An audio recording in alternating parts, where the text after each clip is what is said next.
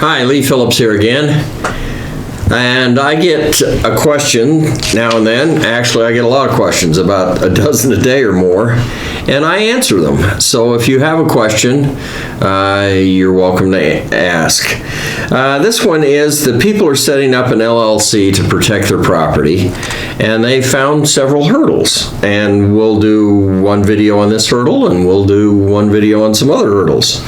It says, we found no bank that would give a bank account to an entity, that would be either an LLC or trust or corporation, without having the owner, the member, that's the member, owner of an LLC is called a member, guarantee, or the trustee guarantee and be on the hook personally for liability of any debts of the entity or entities. Yep, that's going to be true. Unless you are IBM and you've got $100 million in your bank account, you are going to be on the hook. We've done another YouTube on credit in an LLC. There are gurus that run around that say, oh, for $4,000, we'll get your LLC credit. Well, I got news for you guys. Like I say, unless you've got $100 million in your bank account, you're on the hook personally. They will always have you sign personally. So that's actually one way that the myth chokes me all up. The myth of an LLC and all of this liability protection kind of goes out the window, because everything you do, you're going to sign personally on it.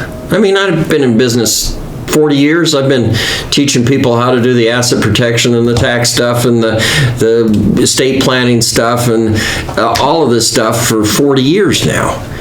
And my company's been around since 1983, I think it is.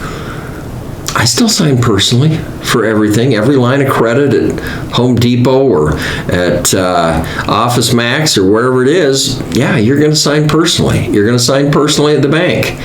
Now, you're going to open the bank account in the name of the trust, and you're going to fill out the signature card with the trust's name, the trust's date, and then you're going to sign the signature card as trustee.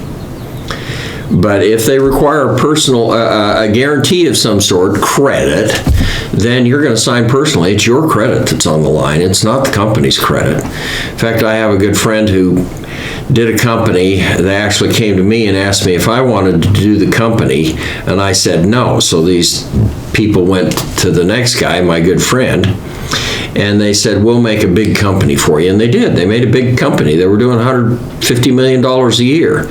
The man died about 2 weeks ago, actually. And the funny thing is that these young yahoos did all kinds of stupid things, and I could look at it and say, hey, this is stupid. And the company went under. My friend, who was an attorney, who did asset protection, lost tens and tens of millions of dollars because he had guaranteed everything personally. He had signed the company credit cards to guarantee them personally, and every one of the employees had a company credit card, and they were charging, and there was all kinds of stuff like that.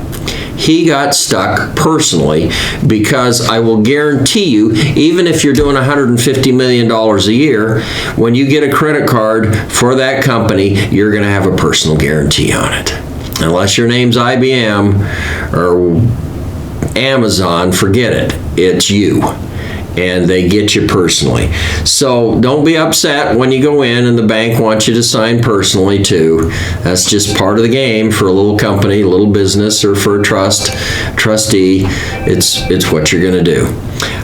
This is Lee Phillips, and I'm talking about, yep, you got to have a personal guarantee on an LLC or a trust.